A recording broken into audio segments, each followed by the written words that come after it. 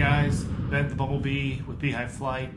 Just wanted to make another video, red flags of why you don't want to have an instructor. So if your instructor does this too, you need to change instructors as fast as possible, as soon as possible.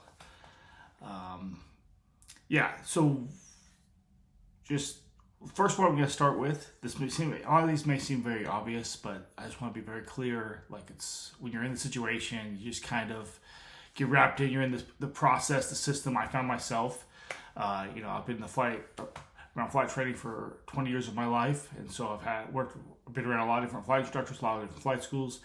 So these are the things I've seen in my own flight training that I had. So let me just list these out. Number one, this is the most recent one I had. I was with a flight instructor that demeaned me. So what I was doing is I was doing some training, but I was learning a new airplane and then also learning new avionics. This was a new system I hadn't worked with, a new GPS specifically. And so I was kind of just behind the 8 ball in knowing how the GPS itself worked. So this specific example was, he showed me how to do something, and then I couldn't quite remember how to do it. So picture like learning a whole new system, and it's all this information, right? And there's this slice of the pie that he did show me, and I kind of remember most of it, but just this one thing I just could not remember how to do it.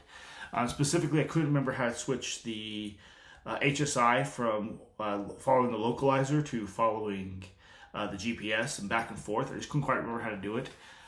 He showed me earlier in the flight, and then when I asked again, he's like, "Oh, you should have known that. I've shown you. You got to figure this out yourself." So then I spent 10-15 minutes trying to figure it out, playing with the GPS, and flying the airplane, playing with the GPS, trying to do everything. We were doing an IFR flight. I was trying to do everything. And then I was trying to do this in addition. So he just added this extra barrier where if he would have just shown me real fast, "Oh yeah, that's right. That's right. That's how you do that. I just can't remember." And playing with the GPS isn't something that you can really do at home. There's training modules, but it doesn't quite feel the same as like when you're flying. Okay, hit this button, hit this button, hit this button. So it just kind of made me feel stupid. Wasn't helpful. Wouldn't help me out. I'm paying you money. Like, you work for me, and yet he would just be like, "Oh well, you're never gonna learn." I mean, yeah, you showed me, but I obviously can't remember. So I bounced. That was the last flight I ever took with him. I never flew with him again. I was like, "No, I'm not doing this game." So just anything like that, right? If they demean you, if they're ever like make fun of you, not only lighthearted, but sometimes there's jokes through lots of things. But if you're ever like, "Dude, I didn't feel good about myself after that flight," or they badmouth you, you gotta go. You gotta bounce now immediately. The next one is, if their availability doesn't really match yours. I'll give an example. A flight instructor that's a flight attendant, and I don't want to badmouth flight attendant instructors, but he had an ever-rotating schedule, and I pretty much set up my availability to always be available. I was trying to do my commercial multi-engine as fast as possible. I actually came out of town to this flight school because all the local ones, really, their planes were kind of down, so I left town. I left my family, and so I was like, I need to get this done. And then they gave me one flight instructor, and then he ended up hitting 1,500 hours. He bounced the airline, so then they gave me the other one. I was already had given them my money, kind of already bought the plane, already had set it all up. And all of a sudden, this instructor's available 2 days a week. And I'm like, I'm going to be flying 5-6 days a week. I'm trying to bust this out as fast as possible. And even if he was available, he had other students, which didn't mean he could fly with me. And so every day, it was this whole thing. And then I'm trying to continue to make money. I was doing odd jobs, trying to bounce my schedule around, make it so like every time he was available, okay, let's go. And it just wasn't working. So, and I know not everyone can be in that situation where you have that availability. So if their availability doesn't match yours, maybe it doesn't match yours. Maybe, you're like, I can fly Fridays and Saturdays, and they have another second job and they work weekends, right? This guy who's a flight attendant, it's not like he's a bad guy, he's this horrible person or anything. It was just like his availability wasn't there for me. I wanted to fly, he wasn't available. So if you have that kind of thing, you gotta switch flight instructors if you can. He was kind of stuck with this guy because he was the only one that was was actually a multi-engine instructor at the school, and that I'd already given my money to. So that was kind of the situation that I was in. It was really wasn't that good. Like, so just if it's the availability. I want to fly. You're not available to fly with me. I gotta go. Doesn't mean they're a bad flight instructor. All the best. You just gotta be honest with them. This is why, right? Because you're only available 2 days a week, and I want to fly more. Number 3, this is actually a flaw with the flight instructor.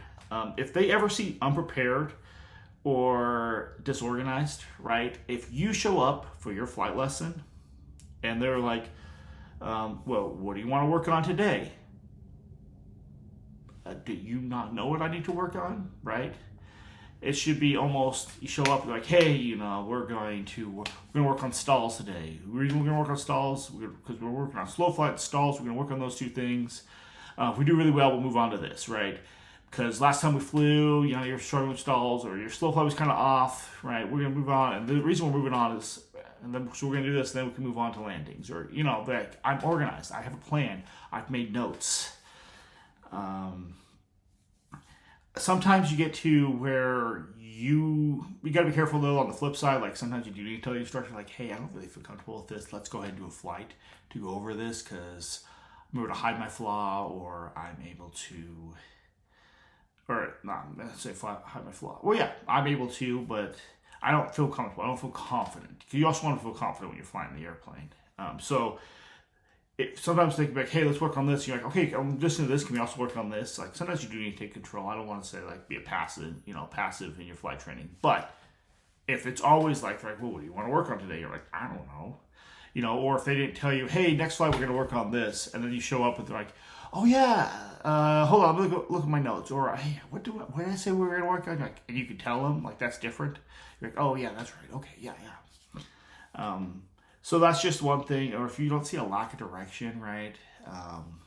Sometimes this could be they're milking you, right? They see you as a cash cow of like, hey, I get flight hours with them. I don't need to push them through. Every hour I fly is one more close to 1,500 hours. It's one more paycheck. So that could be another thing. But just if you ever feel like, they're not prepared. They weren't ready for my flight lesson.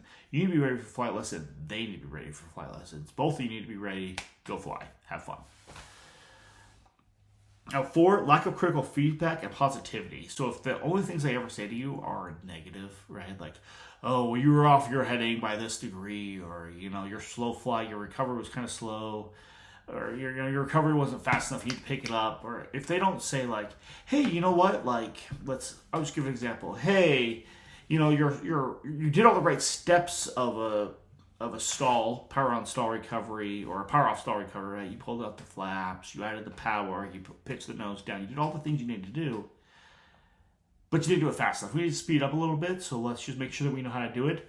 But good job in knowing all the steps, right? Great for you, right? You kind of, it's a strategy of flight training where you call it the positivity sandwich, where if you need to say something critical, you say something good, negative, good, right? So that you end on positivity, you start on a positivity, you end on a positivity, right? You call that the sandwich, right? But if you come in there like, hey, dude, how come you don't know how to stall? How come and it's not positivity, it's not critical feedback. Now, if it's all positive, right? And they're not like, hey, dude, you know what?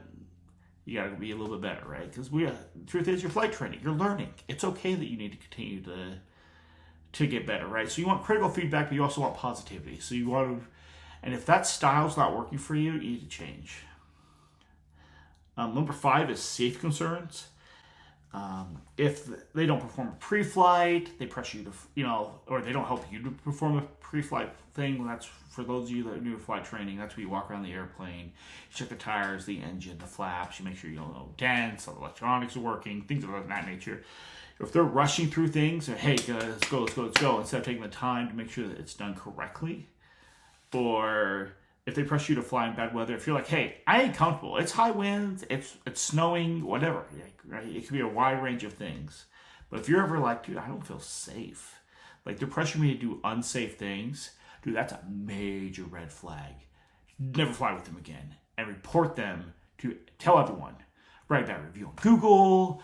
tell their boss, if they're part of a big flight school, everybody, tell everybody, hey, this is what's going on. I'm not comfortable. This is my complaint. So that's a big red flag, right? If you're ever like, dude, that was a little questionable, bounce now. Do not stick with them. Not one more flight, not one more hour. Put that, if you're up in the air and you find this, hey, you know what, just say I've got a headache, let's land. And when you land, you're like, I don't want to fly with you no more. I'm out. Number 6, this is something that happened to me, is preoccupation. It's very easy as a flight instructor to get on your phone or even smartwatches. I had an instructor that was like always texting on his smartwatch. So he didn't have his phone out, right? His phone was in his bag, but bing. Even I could hear that his watch was going off. He was scrolling through it.